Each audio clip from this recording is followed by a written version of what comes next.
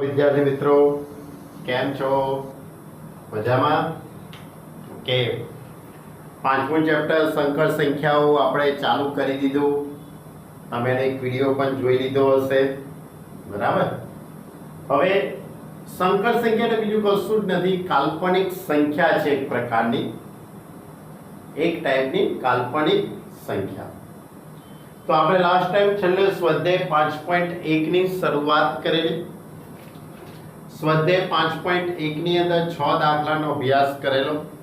હવે એની આગળ આપણે જઈએ. ફરીથી કહું છું, તમારે માત્ર એટલું યાદ રાખજો કે i એટલે વર્ગમૂળમાં -a અને બંને બાજુ વર્ગ કરો એટલે i² -1. i² -1. આ લોજિકથી દાખલા થાય છે. તો હવે સ્વાધ્યાય 5.1 એનો 7મો દાખલો. 5.1 એનો દાખલા નંબર 7 આ રીતે છે. મોટા કૌંસની અંદર બીજો એક કૌંસ કર્યો છે 1/3 plus i into 7/3 plus 4 plus i into 1/3 minus -4/3 plus i. Simple છે, કૌંસ દૂર કરવાના છે, બીજું કંઈ જ નથી. પહેલા આપણે આ કૌંસને દૂર કરીએ તો આ રીતે લખાય 1/3 i into 7/3 plus 4 plus i into 1/3 minus -4/3 plus i. હવે 1/3 પ્લસ 4 આ બેનો સરવાળો કરીશું તો 4 તરી 12 ને 13 એટલે 13/3 i into 7/3 plus i into 1/3 એટલે plus i into 8/3 minus plus 4/3 minus i. હવે 13/3 અને પ્લસ 4/3 એટલે is equal two 17/3 i into 8/3 અને માઇનસ i. આ બેની સાદી રૂપ આપી દઈશું, આ બેની બાદબાકી કરી દઈશું તો 3 × 3 8 × 3 જશે તો 5 એટલે પ્લસ i ઇન્ટુ 5/3 જે a પ્લસ ib નું સ્વરૂપ છે. જે a પ્લસ ib નું સ્વરૂપ છે. એટલે આપણે બધા જ દાખલાને a પ્લસ ib ના સ્વરૂપમાં રૂપાંતર કરવાના છે. આઠમો દાખલો 1 minus i raise to 4. 1 minus i raise to 4 એટલે 1 માઇનસ i સ્ક્વેર નો પણ સ્ક્વેર લખાશે. 1 માઇનસ i રેઝ ટુ 4 એટલે 1 માઇનસ i સ્ક્વેર નો પણ સ્ક્વેર એટલે 1 માઇનસ i નો હોલ સ્ક્વેર એટલે a માઇનસ b ના હોલ સ્ક્વેર ની રીતે આપણે આનું વિસ્તરણ કરી દઈએ તો આ રીતે થશે. કયા સૂત્ર મુજબ? a square minus 2ab plus b square. આ સૂત્ર મુજબ આપણે 1 માઇનસ i ના હોલ સ્ક્વેર નું વિસ્તરણ કરી દઈએ, બરાબર? તો આ રીતે લખાય 1 નો વર્ગ a minus 2i plus i square એનો પણ સ્ક્વેર એટલે આપણે 1 નો વર્ગ a minus 2i plus i square. હવે i સ્ક્વેર એટલે -1 થવાના એટલે 1 માઇનસ 2i માઇનસ 1 એનો વર્ગ. હવે +1 -1 ઉડી જશે, +1 -1 ઉડી જવાના એટલે કેટલા બાકી રહેશે? -2i બાકી રહેશે. તો -2i એનો વર્ગ -2i એનો વર્ગ એટલે -2 નો વર્ગ 4 i સ્ક્વેર એટલે -4 જે a પ્લસ ib નું સ્વરૂપમાં આપણે એનું રૂપાંતર કરીએ એટલે -4 પ્લસ 0i જે a પ્લસ ib નું સ્વરૂપ છે. ઓકે, ખ્યાલ આવ્યો તમને? એટલે 1 માઇનસ i ની 4 ઘાત એટલે 1 માઇનસ i સ્ક્વેર નો પણ સ્ક્વેર એટલે અહીંયા 1 માઇનસ i ના સ્ક્વેર નો પણ સ્ક્વેર એટલે એનું વિસ્તરણ કરી દીધું. 1 square minus 2i plus i square. કયા સૂત્ર મુજબ? a square minus 2ab plus b square. આ સૂત્ર મુજબ તેનું વિસ્તરણ કરી દીધું. ઓકે, અને i સ્ક્વેર એટલે -1 એટલે 1 1 ઉડી જશે એટલે -2i નો વર્ગ એટલે 4i સ્ક્વેર અને i સ્ક્વેર એટલે -1. ચલો એના પછી નવમો દાખલો.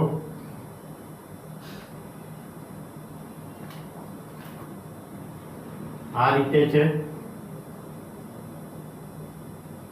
1/3 પ્લસ 3i એની 3 ઘાત. 1/3 પ્લસ 3i એની 3 ઘાત. તો a પ્લસ b નો હોલ ક્યુબ નું સૂત્ર. કયું સૂત્ર એપ્લાય કરીશું? a પ્લસ b નો હોલ ક્યુબ. 10મા ધોરણમાં હતું ને આ સૂત્ર, તો આપણે આ સૂત્રનો ઉપયોગ કરીએ. તો a પ્લસ b નો હોલ ક્યુબ કેટલો થઈ જશે? a cube plus b cube plus 3ab into a plus b. a cube plus b cube plus 3ab into a plus b. આ સૂત્રનો ઉપયોગ આપણે આના માટે કરીએ. તો 1/3 ની 3 ઘાત આની જોડે સરખામણી કરી દો તમે. સૂત્ર સાથે સરખામણી કરી દઈએ એટલે a એટલે 1/3 અને b એટલે 3i. તો a ક્યુબ એટલે 1/3 ની 3 ઘાત એટલે 1/27. b ક્યુબ એટલે 3i ની 3 ઘાત એટલે 27i ની 3 ઘાત લખાશે. શું લખાય? 27i ની 3 ઘાત પ્લસ 3ab. 3ab એટલે 1/3 ઇન્ટુ 3i ઇન્ટુ માં 1/3 plus 3i. Clear? a cube plus b cube plus 3ab into a plus b. આ સૂત્રનો આપણે ઉપયોગ કરીએ. હવે 1/27 એમના એમ i ક્યુબ. i ક્યુબ એટલે i સ્ક્વેર ઇન્ટુ i કહેવાશે. i ક્યુબ એટલે i square into i. i square ની કિંમત -1 એટલે -i. એટલે i ક્યુબ ની જગ્યાએ -i એટલે -27i. 3 3 કેન્સલ થઈ જશે તો 3i ઇન્ટુ 1/3 પ્લસ 3i. તો 1/27 -27i. હવે આનો અંદર ગુણાકાર કરીએ તો 3 3 ઉડી જશે એટલે i. આનો આની જોડે ગુણાકાર 3 3 9i સ્ક્વેર અને i સ્ક્વેર એટલે -1. 1/27 આ બેની બાદબાકી કરી કાઢીએ તો -26i થઈ જશે અને -9. 27 ગુણ્યા 9 27 ગુણ્યા 9 27 ગુણ્યા 9 9 સિક્કા 63 9 દુ 18 18 ને 6 એટલે કે 243. એમાંથી એક બાદ કરી કાઢીએ એટલે 242. આ બેની બાદબાકી કરવાની નો ભાઈ, ધ્યાન રાખજો બરાબર. i સ્ક્વેર ની જગ્યાએ -1 એટલે -9 થઈ ગયા એટલે 27 ગુણ્યા 9 9 સિત્તા 63 6 9 દુ 18 19 20 21 22 23 એમાંથી એક બાદ કરી કાઢો એટલે -242 અપોન 27 -26i. ક્લિયર? ખ્યાલ આવે ને? લસા લેતા આવડે છે ને ભાઈ? લસા લેતા આવડે છે ને? બરાબર. આવો કોઈ પણ દાખલો હોઈ શકે પણ તમારે a પ્લસ b ના હોલ ક્યુબ નું સૂત્ર આવડતું હોવું જોઈએ. 10મા ધોરણમાં હતું આ સૂત્ર a³ + b³ + 3ab બીજા બ્રેકેટની અંદર a + b. ચલો એના પછી 10મો દાખલો પણ એ જ લોજિક ઉપર છે. 10માં આ રીતે છે -2 -1/3 * I એની 3 ઘાત. આની અંદર માઇનસ વાળું સૂત્ર આવશે, બીજો કોઈ ફરક પડવાનો નથી. માઇનસ વાળું સૂત્ર એટલે a - b નો હોલ ક્યુબ નું સૂત્ર. તો આપણે a - b ના હોલ ક્યુબ નું સૂત્ર વાપરીએ.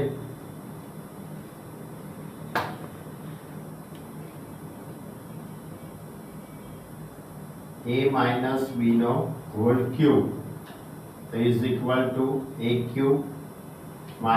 b³ - 3ab બીજા કૌંસની અંદર a - b. આપણે આ સૂત્રનો ઉપયોગ અહીંયા કરીએ. તો a એટલે -2, a એટલે -2, -2 ની 3 ઘાત -8 b³ એટલે 1/27 I ની 3 ઘાત -3ab, a એટલે -2, b એટલે 1/3 * I કૌંસમાં -2 -1/3 * I. ક્લિયર?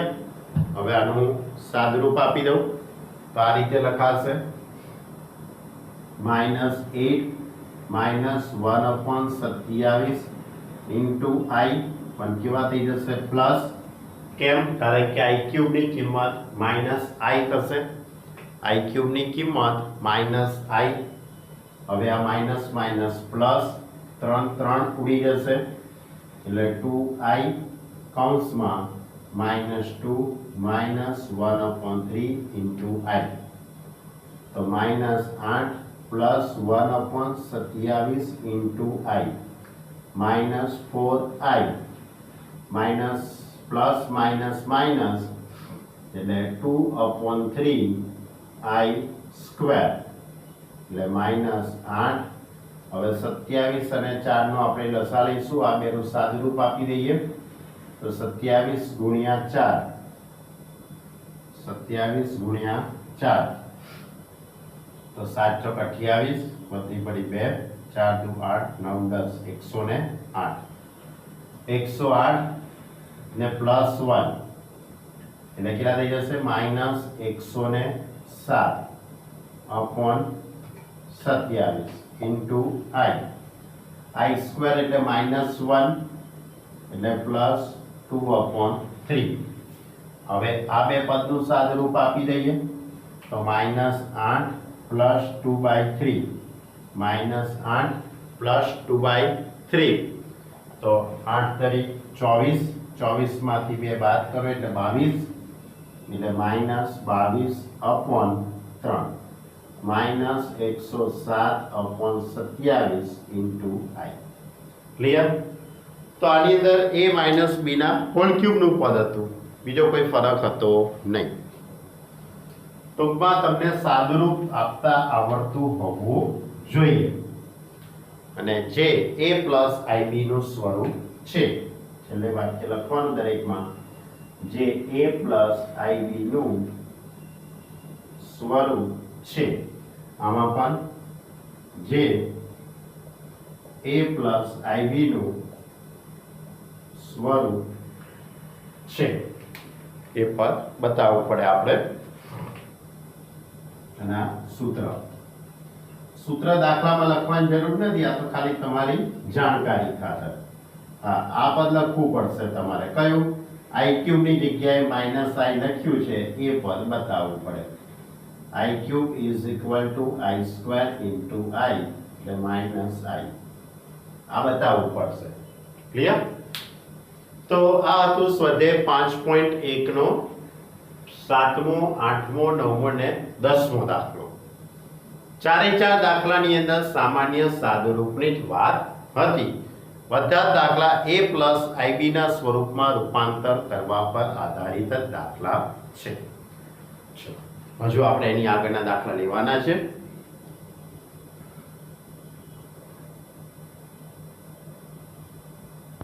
હવે આગળનો દાખલો, દાખલા નંબર 11, 12 અને 13 ત્રણે ત્રણ જે દાખલા છે એમાં દરેક સંકર સંખ્યાઓને ગુણાકાર માટે વ્યસ્ત શોધો. ગુણાકાર માટેના વ્યસ્ત શોધવાનો છે. તો 11મો, વ્યસ્ત સંકર સંખ્યા શોધો. વ્યસ્ત સંકર સંખ્યા શોધો, એ રીતનો દાખલો છે. તો 11મો દાખલો, રકમને હું ઝેડ કહી દઉં છું. જે રકમ છે એને હું ઝેડ કહી દઉં. Z is equal two 4 - 3i. આની વ્યસ્ત સંકર સંખ્યા, આની વ્યસ્ત સંકર સંખ્યા એટલે ઝેડ ઇનવર્સ. તો ઝેડ ઇનવર્સ આપણે શોધવાનું, એટલે 1/z, 1/4 - 3i, 1/4 - 3i. હવે 4 - 3i છે તેની અનુબદ્ધ સંખ્યા વડે ગુણતા અને ભાગતા. એટલે 1/4 - 3i, તો આપણે 4 + 3i વડે 4 + 3i વડે ગુણી કાઢીએ અને ભાગી કાઢીએ. તો ઉપરનું પદ 4 + 3i એમનું એમ, છેદમાં બે અવયવો થઈ ગયા, એક અવયવ માઇનસ, એક અવયવ પ્લસ, એક અવયવ માઇનસ, એક અવયવ પર પ્લસ, એટલે 4નો વર્ગ માઇનસ 3i નો વર્ગ. કયું સૂત્ર? a + b, a - b, તો a² - b², એટલે 4 + 3i છેદમાં 4નો વર્ગ 16 -9i². હવે i² ની કિંમત -1, એટલે 4 + 3i છેદમાં 16 + 9, અને 16 + 9 એટલે 25. હવે છેદ અલગ અલગ આપી દઈએ, એટલે 4/25 + 3/25 * i. ક્લિયર? જે a + ib નું સ્વરૂપ છે. એટલે આપણે દાખલામાં શું હતું, આ જે સંકર સંખ્યા આપી છે તેની વ્યસ્ત સંકર સંખ્યા શોધવાની હતી. એટલે z inverse is equal two 1/z, એટલે 1/4 - 3i એની અનુબદ્ધ સંકર સંખ્યા વડે ગુણતા અને ભાગતા. આપણે સાદુરૂપ આપતા, છેદમાં બે અવયવો છે, એક અવયવ માઇનસ, બીજો અવયવ પ્લસ, એટલે 4નો વર્ગ માઇનસ 3i નો વર્ગ, a² - b² નું સૂત્ર તમારું 10મા ધોરણનું. અને i² ની જગ્યાએ -1, એટલે 16 ને 9 25, પછી છેદ અલગ અલગ. ચલો એના પછીનો દાખલો, 12મો દાખલો, z is equal two √5 + 3i, √5 + 3i.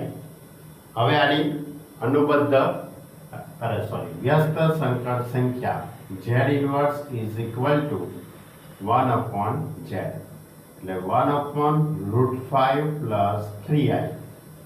√5 + 3i તેની અનુબદ્ધ સંકર સંખ્યા વડે ગુણી કાઢીએ અને ભાગી કાઢીએ. તો √5 + 3i એટલે √5 - 3i વડે ગુણી કાઢીએ અને ભાગી કાઢીએ. ઓકે?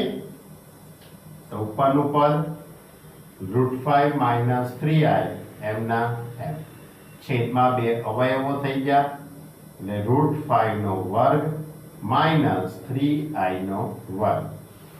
તો √5 - 3i upon 5 - 9i². i² ની કિંમત -1, એટલે √5 - 3i upon 5 + 9, 9 ને 5 14 થઈ જશે, એટલે √5 - 3i upon 14. હવે છેદ અલગ અલગ, √5 upon 14, 3/14i. ક્લિયર? એટલે આ રીતે કોઈ પણ સંકર સંખ્યા આપી હોય તેની વ્યસ્ત સંકર સંખ્યા આ રીતે આપણે શોધી શકીએ. બરાબર? ચલો આગળ 13મો દાખલો, ઘણો નાનો દાખલો છે. z is equal to minus I. ખાલી આટલું જ લખ્યું છે minus I. તો minus I તો એનું z ઇન્વર્સ એટલે 1 upon z એટલે 1 upon minus I. Simple logic છે. I વડે ગુણી કાઢીશું, I વડે ભાગી કાઢીએ એટલે I upon I સ્ક્વેર થઈ જશે. I સ્ક્વેર એટલે -1 minus minus +1 is equal to I. Clear? એટલે આ માઇનસ I ની વ્યસ્ત સંકર સંખ્યા I થઈ ગઈ. ક્લિયર? કોઈ પણ દાખલો હોઈ શકે જેની વ્યસ્ત સંકર સંખ્યા શોધવા માટે આ લોજિકનો જ ઉપયોગ કરવો પડે. તમને ઉદાહરણ નંબર આગળ ઉદાહરણમાં આપેલી છે, ઉદાહરણ નંબર 5. બરાબર? એની વ્યસ્ત સંકર સંખ્યા શોધો એટલે તમે ઉદાહરણ નંબર 5 ની પણ ગણતરી જાતે કરી શકો છો. બરાબર? એટલે ઉદાહરણ નંબર 5 નો તમે ઉપયોગ કરી શકાય. બીજી એક વસ્તુ તમને ખાસ એક નોંધ કહી દઉં કે કોઈ પણ સંકર સંખ્યા ધારો કે z is equal to a plus ib, z બરાબર a plus ib ની અનુબદ્ધ સંકર સંખ્યા ની અનુબદ્ધ સંકર સંખ્યા ને z બાર સંકેત વડે દર્શાવાય છે. કયા સંકેત વડે? z બાર. તો z bar is equal to a minus ib વડે દર્શાવાય છે. બરાબર? એટલે દાખલા તરીકે તમારી જોડે z બરાબર 5 minus 3i હોય તેની અનુબદ્ધ સંકર સંખ્યા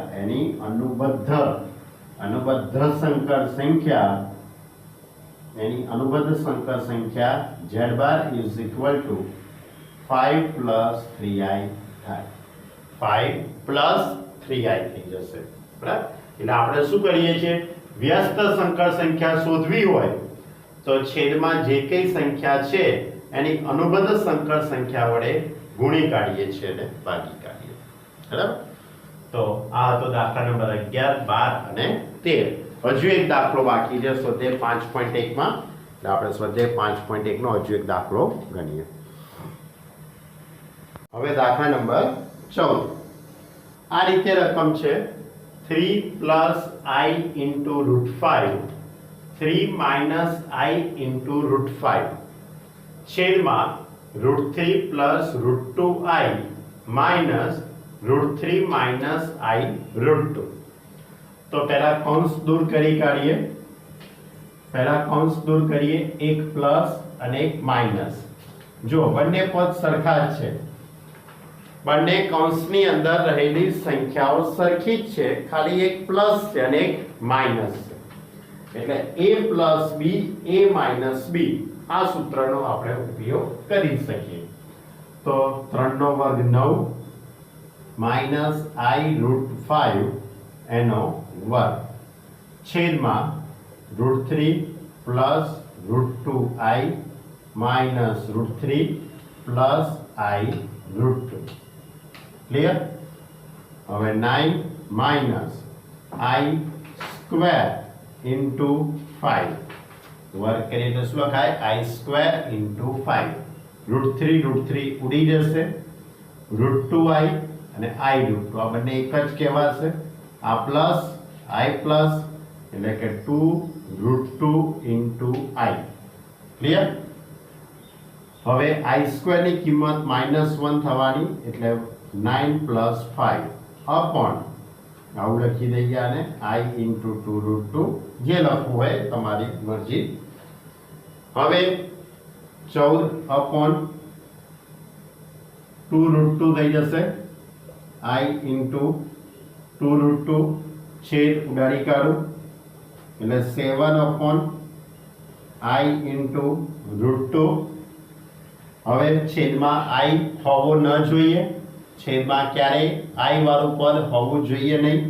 તો આપણે i વડે ગુણતા અને ભાગતા અને જોડે જોડે √2 ને પણ દૂર કરવા છે મારે, તો i √2 વડે ગુણી કાઢીએ અને ભાગી કાઢીએ એટલે શું થઈ જશે 7 √2 into i છેદમાં √2 એટલે 2i square, i into i એટલે i સ્ક્વેર, √2 એટલે 2 અને i સ્ક્વેર ની કિંમત કેટલી થાય -1 એટલે 7 √2 upon 2 into i માઇનસ એટલે અહીંયા એટલે એને આપણે આ રીતે લખી શકાય 0 - 7 √2 upon 2i જે a plus ib નું સ્વરૂપ દર્શાવે છે. તમારે દાખલામાં a plus ib નું સ્વરૂપ બતાવવાનું હતું, બરાબર? તો બહુ સિમ્પલ દાખલો છે, ઘણી બધી રકમ બની શકે એટલું યાદ રાખજો. સ્વાધ્યાય 5.1 ની અંદર કે આગળના 1 થી 6 ઉદાહરણ આપેલા છે. એક દાખલા પરીક્ષામાં હોય એવું કોઈ જરૂરી નથી. ઢગલાબંધ રકમો બની શકે આની તો બધામાં પણ લોજિક એક જ સરખું છે, સાદુરૂપ આપવાની આપણી પદ્ધતિ, બીજું કંઈ આમાં કંઈ સવિશેષ કંઈ છે નહીં. એટલે આપણું સ્વાધ્યાય 5.1 ની અંદર a plus ib નું સ્વરૂપ અને એની વ્યસ્ત સંકર સંખ્યા શોધવા પર આધારિત દાખલા હતા. જો તો આપણું સ્વાધ્યાય 5.1 ને આપણે અહીંયા પૂર્ણ કર્યું. 1 થી 6 ઉદાહરણ તમારે ગણવાના છે, 1 થી 6 સુધીના ઉદાહરણ તમારે ગણવાના. હવે એક બે નાના નાના મુદ્દાઓની તમારી જોડે વાત કરું, બરાબર? નાના નાના મુદ્દાઓ છે બધા, એની વાતો કરીએ. તો સૌથી પહેલા કે કોઈ પણ સંકર સંખ્યા z is equal to x plus iy, a plus ib ની જગ્યાએ હું શું બોલું છું, x plus iy ગમે તે લખાય. કોઈ પણ સંકર સંખ્યા z બરાબર x plus iy અથવા y into i એને આપણે યામ સમતલની અંદર નિરૂપણ કરી શકીએ છીએ. પરંતુ હવે આપણાથી યામ સમતલ એવો શબ્દ બોલી શકાય નહીં, કારણ કે આ જે સંખ્યા છે તે કાલ્પનિક સંખ્યા છે, એટલે એને આપણે કાલ્પનિક સમતલ કહી શકાશે. એ જે કાલ્પનિક જે સમતલ છે એનું જે નામ છે એને આવા એક શબ્દ વડે તેને નિરૂપણ કરેલું છે, એને આર્ગંડ સમતલ કહેવાય છે. એને શું કહેવાય છે? આર્ગંડ સમતલ. કયું સમતલ કહેવાય? આર્ગંડ સમતલ. જે રીતે યામ સમતલમાં x અક્ષ આવે છે એ રીતે આમાં પણ x અક્ષ આવશે. જે રીતે યામ સમતલમાં y અક્ષ આવે છે તો આમાં પણ y અક્ષ આવશે. પરંતુ જે x અક્ષ હશે, જે x અક્ષ છે તેને આપણે વાસ્તવિક અક્ષ કહેવાય છે. x અક્ષને કઈ અક્ષ ગણીશું? વાસ્તવિક અક્ષ ગણીશું. અને y અક્ષને કાલ્પનિક અક્ષ કહેવામાં આવે છે. y અક્ષને કાલ્પનિક અક્ષ કહે છે. x અક્ષને વાસ્તવિક અક્ષ, જ્યારે y અક્ષને કાલ્પનિક અક્ષ કહેવામાં આવે છે.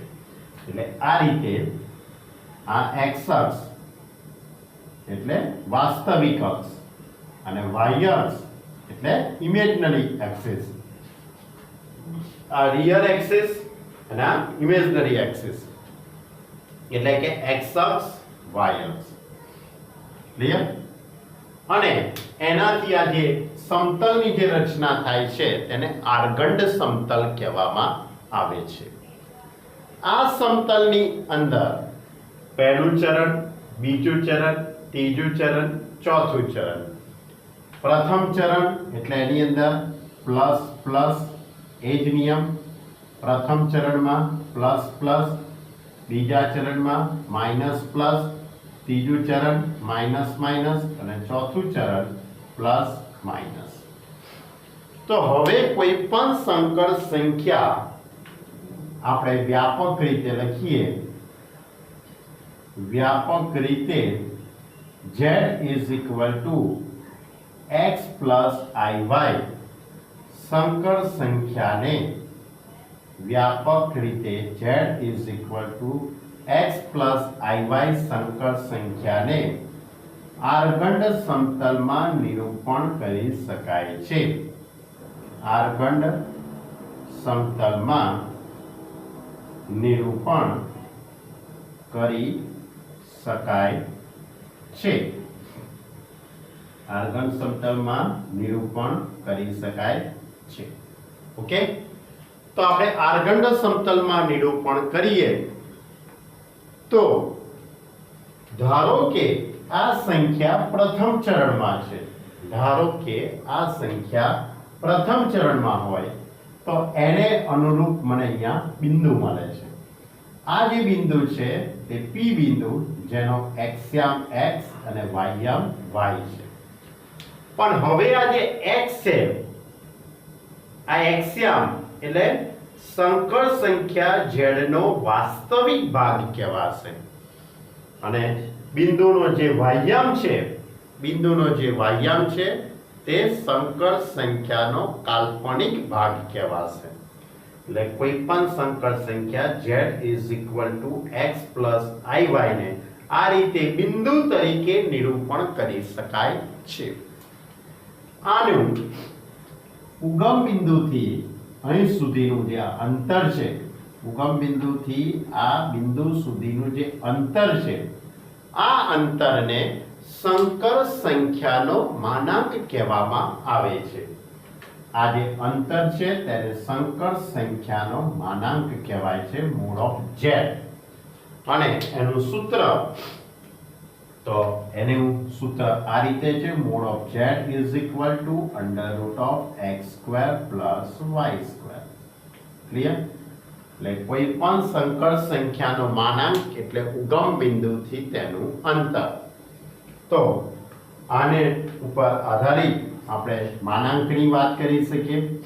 તો mode of z is equal to under root of x square plus y square. x square plus y square એટલે કે એને વ્યાપક રીતે આ રીતે લખવાનું છે, real part of z, real part of z એનો વર્ગ plus imaginary part of z એનો વર્ગ. કોઈ પણ સંકર સંખ્યાનો માનાંક એટલે કાલ્પનિક વાસ્તવિક ભાગનો વર્ગ વત્તા કાલ્પનિક ભાગનો વર્ગ. દાખલા તરીકે તમારી જોડે કોઈ એક સંકર સંખ્યા -3 + 2i છે. -3 + 2i. તો આ સંકર સંખ્યાનો તમારે માનાંક શોધવાનો છે. તો માનાંક શોધવો હોય તો આ વાસ્તવિક ભાગ -3 એ વાસ્તવિક ભાગ અને i ની જોડે જે કઈ સંખ્યા છે એનો કાલ્પનિક ભાગ. તો આ સંકર સંખ્યાનો માનાંક ઓફ z તો વાસ્તવિક સંખ્યાનો વર્ગ અને પ્લસ કાલ્પનિક સંખ્યાનો વર્ગ. એટલે વર્ગમૂળની અંદર 9 + 4 is equal to √30. તો આ સંકર સંખ્યાનો આપણે શું શોધ્યો કહેવાય? માનાંક શોધ્યો કહેવાય. એટલે કે આ માઇનસ પ્લસ એટલે બીજું ચરણ થયું કહેવાય. એટલે આ સંખ્યા અહીંયા ક્યાંક આવેલી હશે, અહીંયા -3 ને અહીંયા 2. તો આ સંકર સંખ્યા આ રીતે ઉગમ બિંદુથી અહીં સુધીનું અંતર એ √13 જેટલું થયું તેમ કહેવાય. ઓકે, તો આ આપણે વાત કરી આર્ગંડ સમતલની અને કોઈ પણ સંકર સંખ્યાનો માનાંક. બે મુદ્દાની આપણે વાત કરી. ફરીથી આર્ગંડ સમતલ એક કાલ્પનિક સમતલ છે જેની ઉપર આપણે કોઈ પણ સંકર સંખ્યાનું નિરૂપણ કરી શકીએ છીએ. x અક્ષને વાસ્તવિક અક્ષ કહેવાય છે અને y અક્ષને કાલ્પનિક અક્ષ કહેવાય છે. કોઈ પણ સંકર સંખ્યાનો માનાંક એટલે કે ઉગમ બિંદુથી તે બિંદુ સુધીનું અંતર. એનું સૂત્ર કયું? mod of z is equal to under root x square plus y square. આપણે તો આ સૂત્રનો જ ઉપયોગ કરવાનો છે. આપણે આકૃતિ સાથે કોઈ લેવા દેવા આવશે નહીં. ચલો એના પછી બીજો એક મુદ્દો નોંધ કરવો છે. મેં હમણાં તમને અનુબદ્ધ સંકર સંખ્યા કીધી. z is equal to x plus iy ની અનુબદ્ધ સંકર સંખ્યા. અનુબદ્ધ સંકર સંખ્યા એને z બાર સંકેત વડે દર્શાવાય છે. તો z bar is equal to x minus iy. અનુબદ્ધ સંકર સંખ્યા z bar is equal to x minus iy. હવે તમે આ અનુબદ્ધ સંકર સંખ્યાનો માનાંક શોધી કાઢો. આ અનુબદ્ધ સંકર સંખ્યાનો માનાંક શોધીએ તો આપણા નિયમ પ્રમાણે વાસ્તવિક ભાગનો વર્ગ વત્તા કાલ્પનિક ભાગનો વર્ગ. તો અહીંયા વાસ્તવિક ભાગ x છે એનો વર્ગ પ્લસ કાલ્પનિક ભાગ એટલે કે માઈનસ y એનો વર્ગ. તો under root of x square plus y square અને z બરાબર x પ્લસ iy એનો માનાંક શોધો તો પણ x square plus y square આવશે. તેનો અર્થ એવો થયો કે કોઈ પણ સંકર સંખ્યાનો માનાંક અને તેની અનુબદ્ધ સંકર સંખ્યાનો માનાંક સરખો જ હોય. કોઈ પણ સંકર સંખ્યાનો માનાંક અને તેની અનુબદ્ધ સંકર સંખ્યાનો માનાંક એ હંમેશા સરખો જ હોય. એટલે આ એક ગુણધર્મ છે, આ એક નિયમ છે. તમારે આને યાદ રાખવાનું છે. ઓકે. બીજો એક નિયમ કે કોઈ પણ સંકર સંખ્યાને એની અનુબદ્ધ સંકર સંખ્યાનો ગુણાકાર કરીએ. ધારો કે z is equal to x plus iy અને અનુબદ્ધ સંકર સંખ્યા z બાર x minus iy. આ બંનેનો ગુણાકાર કરીએ એટલે x square minus i square y square. i square એટલે -1 એટલે પ્લસ y સ્ક્વેર. હવે mod of z is equal to under root x square plus y square. આની બંને બાજુ વર્ગ કરી કાઢો. આની બંને બાજુ વર્ગ કરો એટલે વર્ગમૂળ જતું રહે કે ના જતું રહે? એટલે એને હું આ રીતે લખી શકું mod of z નો વર્ગ.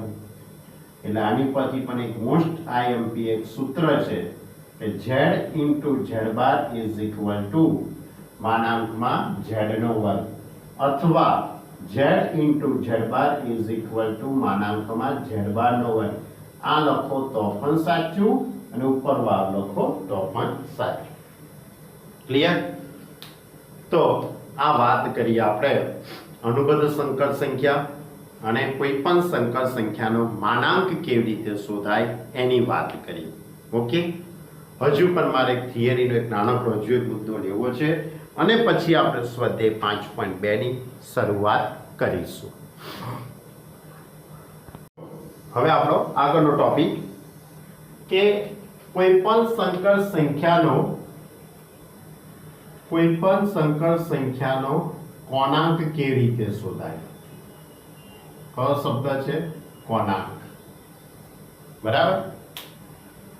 તો હમણાં જ મેં તમને એક વસ્તુ સમજાવી કે કોઈ પણ સંકર સંખ્યાને દર્શાવવા માટેનું જે સમતલ છે તેને આર્ગંડ સમતલ કહેવાય છે.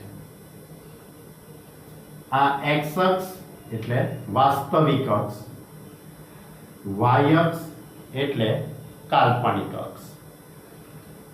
ધારો કે કોઈ એક સંકર સંખ્યાને મેં અહીંયા p બિંદુ જોડે નિરૂપણ કર્યું છે.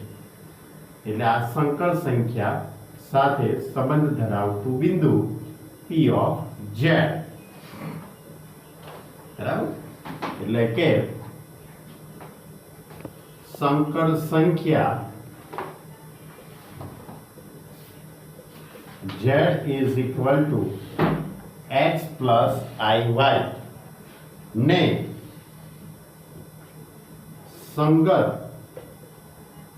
બિંદુ P છે એટલે P of z is equal to P of x y. હવે આ બિંદુએ ઉગમ બિંદુથી આ બિંદુનું ઉગમ બિંદુથી અંતર એટલે એને આપણે માનાંકમાં z કહીએ છીએ, એને માનાંકમાં શું કહેવાય? z. તો ઉગમ બિંદુથી અંતર એટલે માનાંકમાં z. હવે એને હું r સંકેત વડે દર્શાવું છું એટલે r is equal to √x² + y². કયા સંકેત વડે દર્શાવું છું? સ્મોલ r સંકેત વડે. હવે આ p બિંદુમાંથી હવે જો હું આ p બિંદુમાંથી x અક્ષ ઉપર લંબ દોરવામાં આવે, આ p બિંદુમાંથી x અક્ષ ઉપર લંબ દોરીએ તો આમાં x જેટલું થવાનું. OM is equal to x અને PM is equal to y. તો એ વખતે અહીંયા જે ખૂણો બન્યો છે તે કયો છે? થીટા.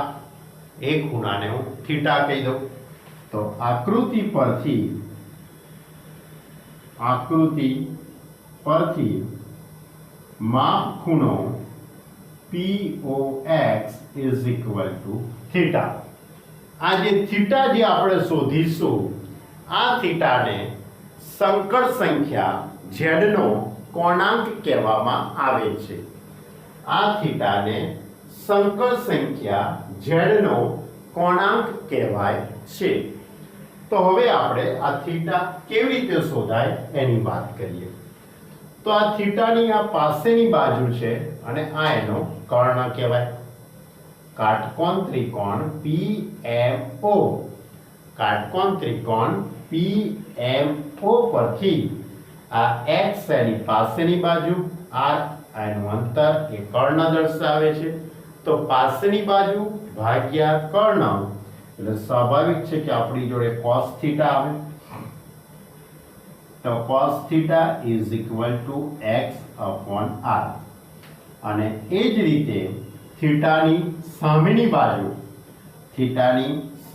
બાજુ એટલે sin theta is equal to y upon r લખાય. y upon r સામેની બાજુ y કર્ણ r, તો y upon r નો ગુણોત્તર એટલે sin થીટા. તો તમારે cos theta is equal to x upon r અને sin theta is equal to y upon r. આ સૂત્રની મદદથી તમારે થીટા શોધવાનો અને જે કંઈ થીટા આવે એને સંકર સંખ્યાનો કોણાંક કહેવામાં આવે છે. હવે પ્રશ્ન એ થાય કે થીટા જરૂરી નથી કે પ્રથમ ચરણમાં હોય, ગમે તે ચરણમાં હોઈ શકે. આ તો મેં પ્રથમ ચરણની વાત કરી છે.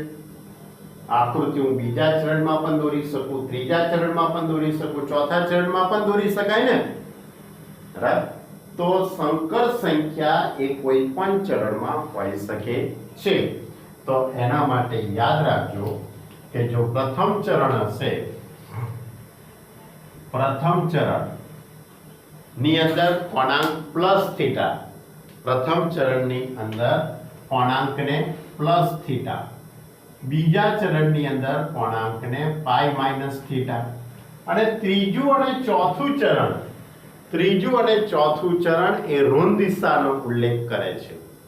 ત્રીજું અને ચોથું ચરણ એ ઋણ દિશાનો ઉલ્લેખ કરે છે એટલે અહીંયા માઈનસ પાઈ માઈનસ થીટા અને ચોથું ચરણ એટલે માઈનસ થીટા. ક્લિયર? એટલે એનો અર્થ એમ થયો કહેવાય કે અહીંયા રહેલો થીટા બિલોંગ્સ ટુ માઈનસ પાઈ થી પ્લસ પાઈ. માઈનસ પાઈ થી પ્લસ પાઈ એટલે ધન દિશા, 0 થી પાઈ, અને ત્યાર પછી માઈનસ પાઈ થી 0. બરાબર? એટલે ધન અને ઋણ બંને દિશાનો ઉલ્લેખ કરે છે. ક્લિયર? તો આ જે કંઈ તમને થીટા મળે તેને કોણાંક કહેવામાં આવે છે. જ્યાં થીટાને શું કહેવાય છે? કોણાંક.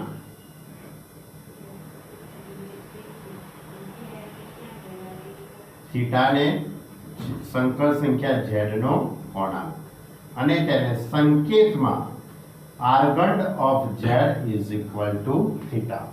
કયો સંકેત છે? Argument of z is equal to theta. આ એનો સંકેત. એટલે આ રીતે આપણે કોણાંક શોધી શકાય અને એની ઉપરથી સંકર સંખ્યાનું ધ્રુવીય સ્વરૂપ, સંકર સંખ્યાનું ધ્રુવીય સ્વરૂપ, તો સંકર સંખ્યાનું ધ્રુવીય સ્વરૂપ આ રીતે બતાવીશું. સંકર સંખ્યાનું ધ્રુવીય સ્વરૂપ r into cos theta plus sin theta into I. કયું સૂત્ર? r into cos theta plus sin theta into I. આ સૂત્ર છે. ક્લિયર? તો આ જે કે મેં તમારી જોડે વાત કરી એ સ્વાધ્યાય 5.2 ને અનુરૂપ આવતી થિયરીની વાત કરી છે. એટલે હવે જે દાખલા છે એમાં આપણે કોણાંક શોધવાનો છે અને એનું ધ્રુવીય સ્વરૂપ લખવાનું. તો ફરીથી યાદ રાખો. પહેલા તો માનાંક શોધવાનો. માનાંક શોધવાનું સૂત્ર mod of z is equal to √x² + y². પછી કોણાંક શોધવા માટે cos θ અને sin θ શોધવાનો. cos θ is equal to x/r અને sin θ is equal to y/r. cos θ અને sin θ ઉપરથી ચરણ નક્કી કરવાનું.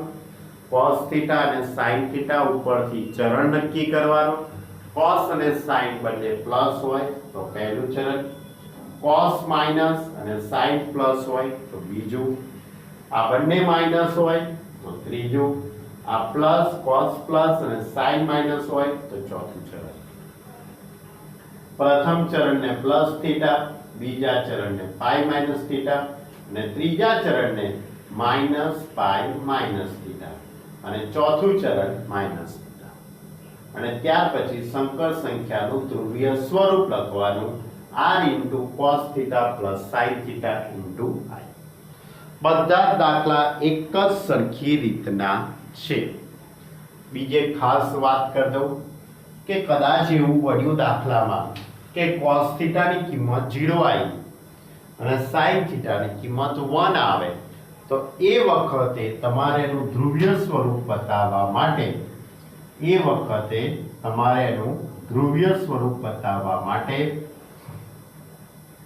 અહીંયા 0 અહીંયા લખી દઉં. અહીંયા 0 નો ઉપયોગ કરજો. 0 એટલે કે a of 1 0. પછી અહીંયા π/2 એટલે b બિંદુના અહીંયા 0 1.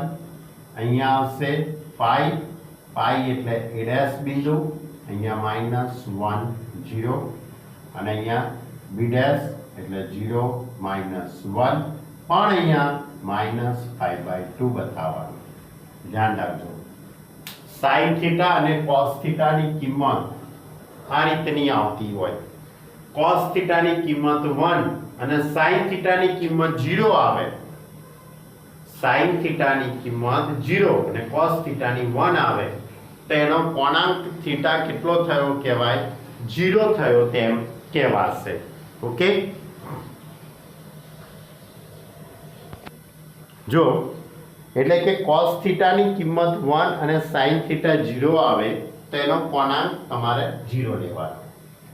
cos ની કિંમત 0 અને sin ની કિંમત 1 આવે તો કોણાંક π/2 લેવાનો. cos ની કિંમત -1 અને sin θ ની કિંમત 0 આવે તો કોણાંક પાઈ લેવાનો. પછી cos θ ની કિંમત 0, sin θ ની કિંમત -1 આવે તો કોણાંક -π/2 લેવાનો. ઓકે?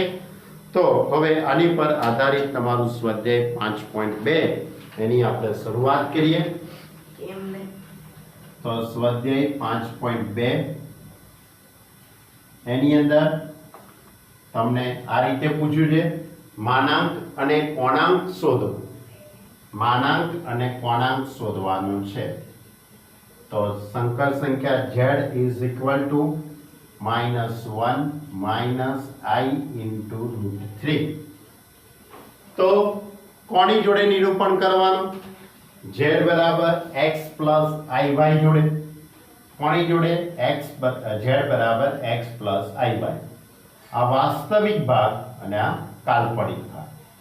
તો વાસ્તવિક ભાગ x ઇઝ ઇક્વલ ટુ -1, વાસ્તવિક ભાગ x ઇઝ ઇક્વલ ટુ -1.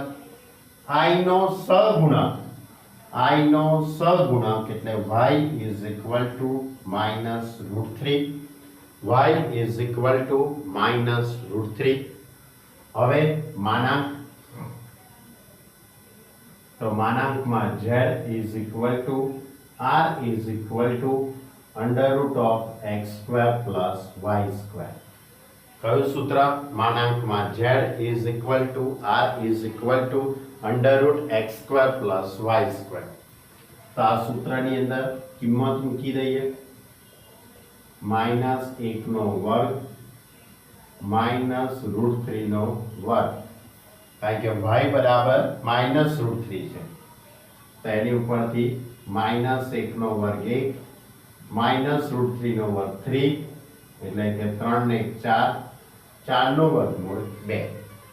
એટલે આપણે શું શોધી કાઢ્યો? માનાંક શોધ્યો એમ કહેવાશે. માનાંક એ કહેવાય અને r ની કિંમત એ. હવે કોણાંક શોધવો છે.